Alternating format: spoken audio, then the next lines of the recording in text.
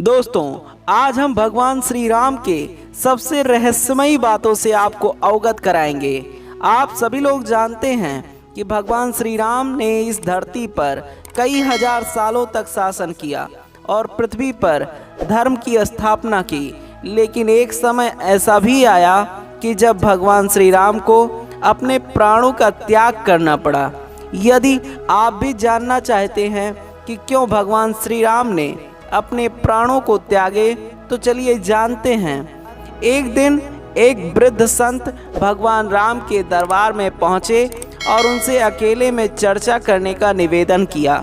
उस संत की पुकार सुनते हुए प्रभु राम उन्हें एक कक्ष में ले गए और द्वार पर उनके छोटे भाई लक्ष्मण को खड़ा कर दिया और कहा कि यदि उनके और उस संत के बीच में कोई आया तो वह उस समय ही उसे मृत्यु दंड देना होगा।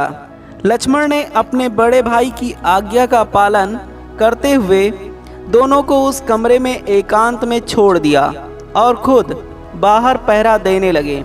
वह वृद्ध संत कोई और नहीं बल्कि विष्णु लोक से भेजे गए काल देव थे, जिन्हें प्रभु राम को यह बताने के लिए भेजा गया था कि उनका धरती पर जीवन पूरा हो चुका है और उन्हें अब अपने लोक वापस लौटना होगा। लेकिन उसी समय अचानक द्वार पर ऋषि दुर्वासा आ गए। उन्होंने लक्ष्मण से कक्ष के अंदर जाने को कहा, लेकिन लक्ष्मण ने उन्हें साफ मना कर दिया। ऋषि दुर्वासा को उनके क्रोध के लिए जाना जाता था। उनके क्रोध को हर किसी को भुगतना पड़ा था। लक्ष्मण के बार बार मना करने पर भी ऋषि दुर्वासा अपनी बात से पीछे हटे नहीं और अंत में भगवान श्री राम और लक्ष्मण को श्राप देने की चेतावनी दी, जिसके बाद लक्ष्मण की चिंता और भी अधिक बढ़ गई। वह समझ नहीं पा रहे थे कि वह अपने भाई की आज्ञा का पालन करें या फिर उन्हें श्राप मिलने से बचाएं। इसके बाद लक्ष्मण ने एक कठोर फैसला लिया और अपने प्राणों की चिंता न करते हुए वह भगवान श्री राम के पास पहुंच गए। लक्ष्मण को चर्चा में बाधा डालते देख श्री राम ही दुविधा में पड़ गए और एक तरफ वह अपने फैसले से मजबूर थे और दूसरी तरफ भाई के प्यार से मजबूर थे। उस समय श्री राम ने अपने भाई को मृत्यु दंड देने के स्थान पर राज्य एवं देश से बाहर निकल जाने के लिए कहा।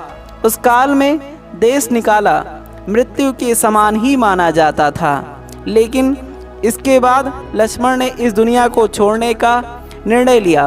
वे सरयू नदी के पास गए और नदी के अंदर जाते ही वह शेषनाग के अवतार में बदल गए और विष्णु लोक चले गए। अपने भाई के चले जाने से श्री राम काफ़ी उदास हो गए। जिस प्रकार राम के बिना लक्ष्मण नहीं रह सकते, उसी प्रकार लक्ष्मण के बिना श्री राम नहीं रह सकते थे। उन्होंने इस लोक से चले जाने का विचार बनाया।